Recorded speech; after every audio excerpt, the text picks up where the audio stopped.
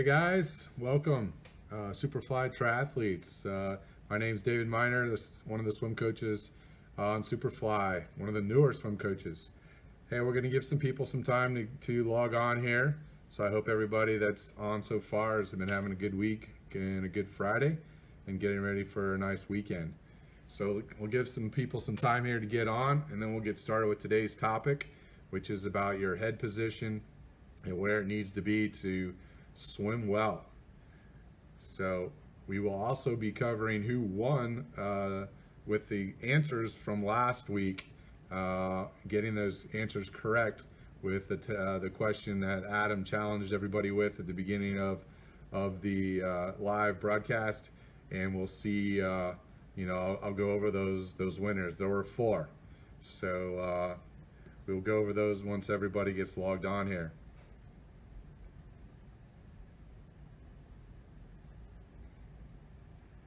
So I hope if everybody's planning on racing this weekend, that the weather's going to be good where you are, and that you're ready to go. If you're not racing, I hope you plan to spend some time in the water working on some of these techniques that we're going to talk about today. So get out there in the pool, the ocean, lakes, rivers, whatever is nearby, and work on this technique. Welcome, Jamie. Hey, Tanya. Thanks for joining, guys. We'll give everybody a couple more minutes.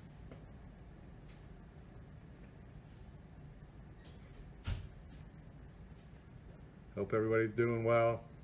Again, I'm David Miner, one of the Superfly swim coaches, and we're going to start this swim series today that we're going to go over. It's going to be about 8-part series.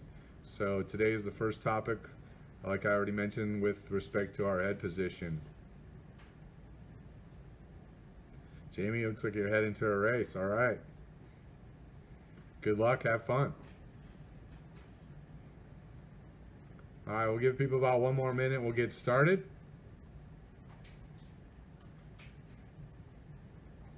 It's raining here in Florida. We're finally getting a little reprieve from the hot sun, so it's a good downpour happening right now.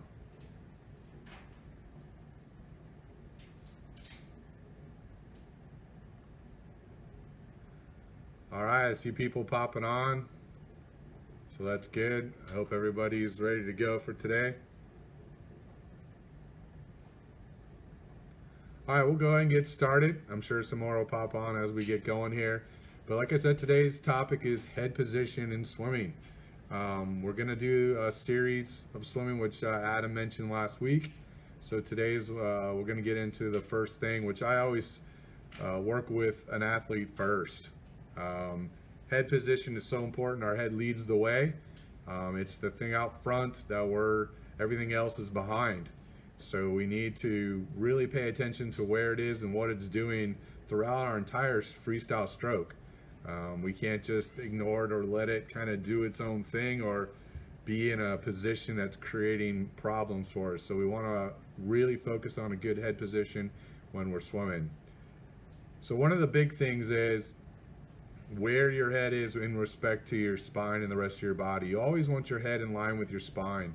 You don't want to bend your neck, stretch your neck, twist it. You want to turn it when you're breathing. So you don't want to go against basically that head being in line with your spine. Picture a rod going through the top of your head, down your neck, down your spine, all the way to the ground, and you're rotating on that rod. And one of the topics we'll get into later is body rotation, but your body needs to rotate on that rod. Freestyle is a long axis stroke, so we want to make sure that we're rotating on that and not trying to bend the rod by moving our bodies in different positions.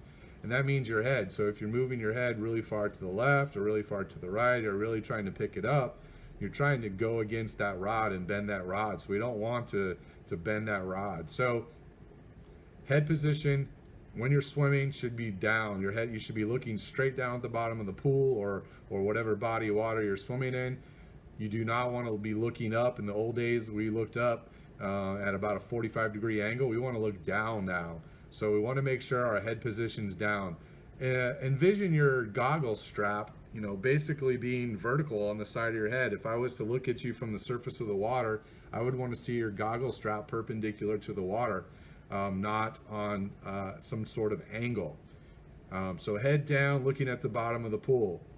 When we're breathing, this is a big one. A lot of folks, especially newer swimmers, they have issues with trying to get a good breath, and they get nervous about breathing.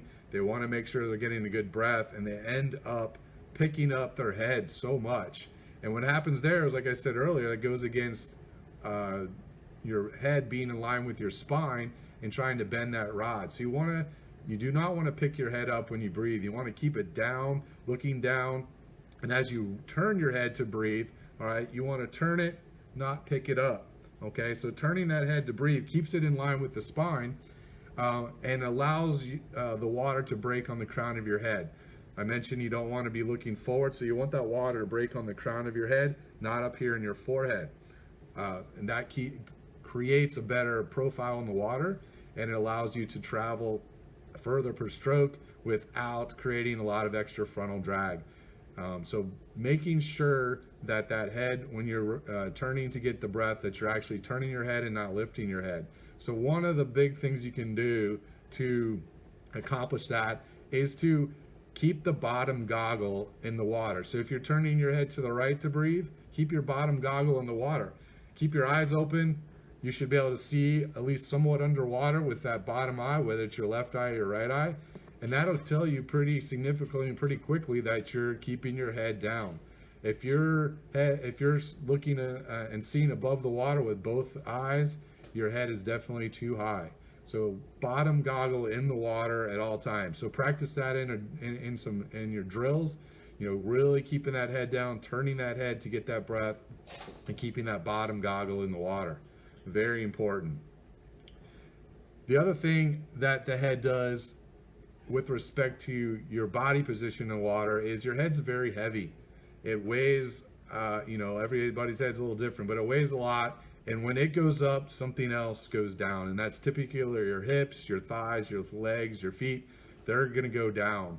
Unless you have a really, really strong kick, most likely your hips, your thighs, your knees, your legs are all going to sink to some degree. They may come back up when you put your head back down, but that alone will slow you down. That drag that you're creating with that different body position, basically, if your head's here, this is your head, and you're doing this is all drag every time you do that. So you're slowing your body down, and keeping that head down will help keep your hips on the surface. It'll also keep your legs and your feet on the surface.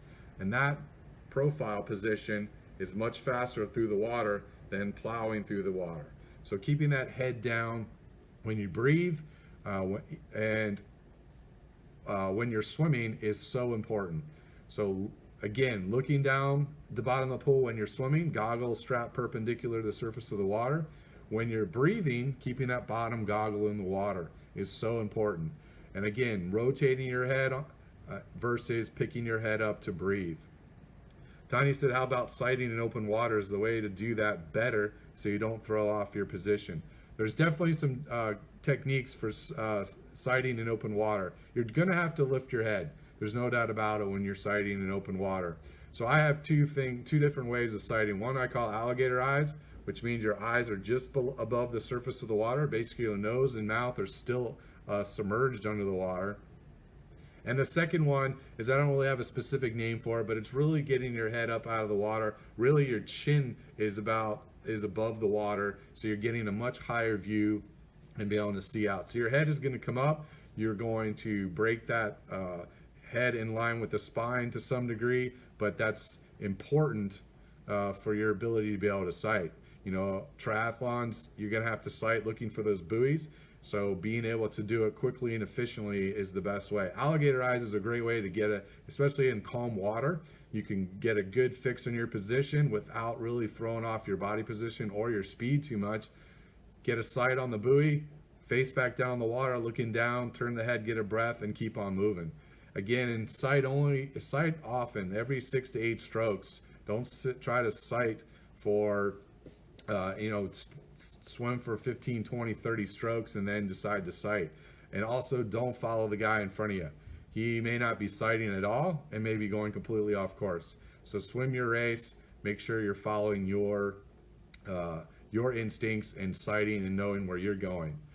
So head position will change, definitely when you're swimming in open water from time to time when you need to sight. And you may feel your hips sink a little bit, you may feel your legs sink a little bit, but get that head back down, pull those hips back to the surface and keep on moving. So head position, it affects everything downstream. So remember, keep that head down no matter what you're doing. Make sure that bottom goggle is in the water when you're breathing.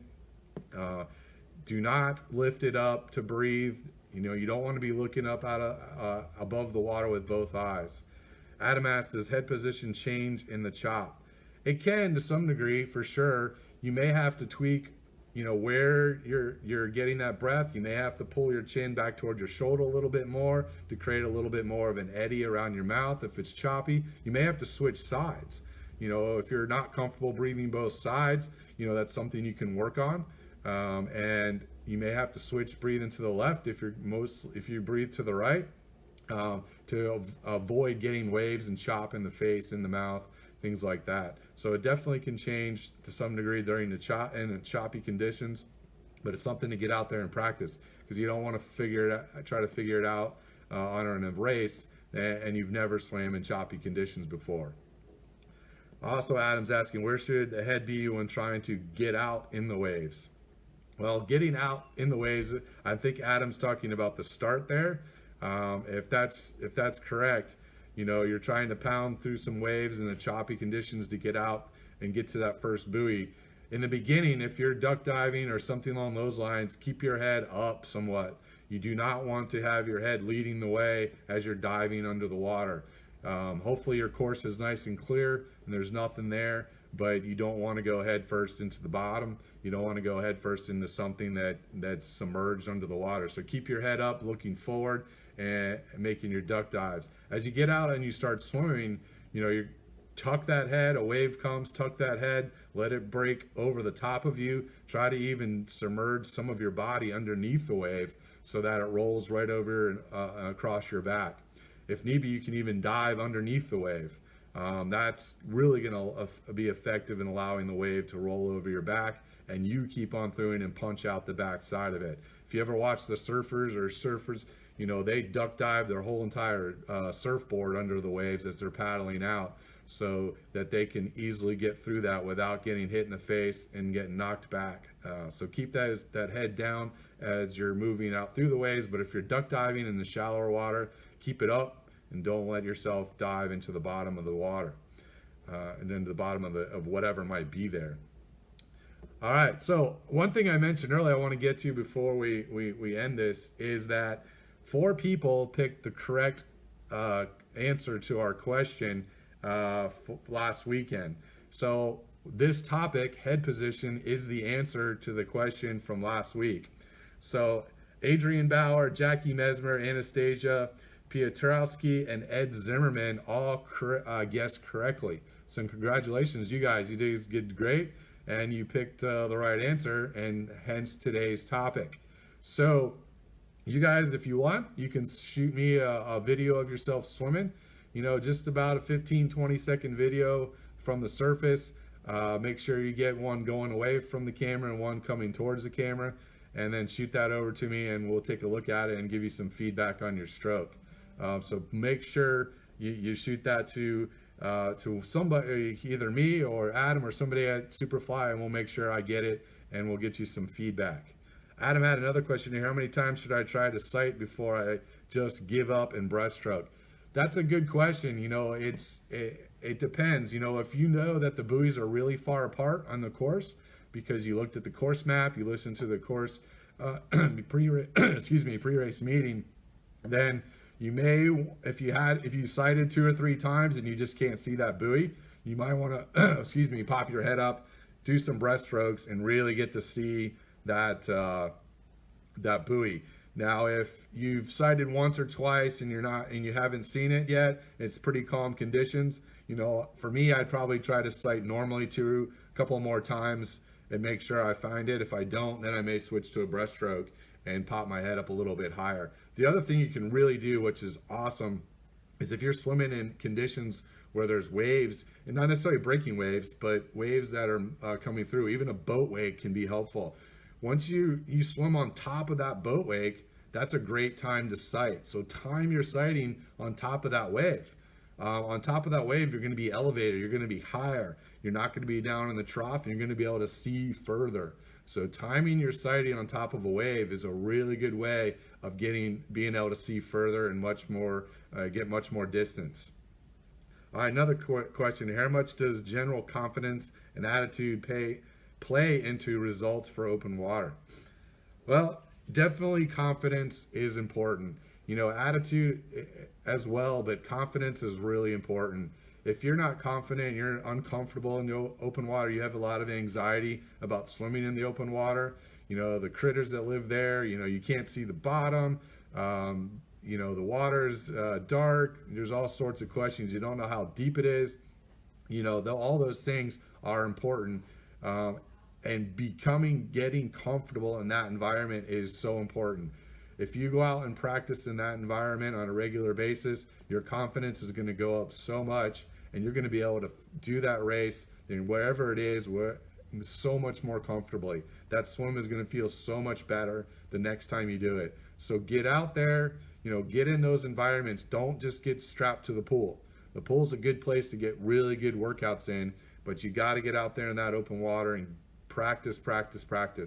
You don't want to learn on race day or find out on race day that, oh my gosh, I didn't realize I couldn't see the bottom. I didn't know about waves. I don't know what to do, and you're having a tough day. So get out there, practice.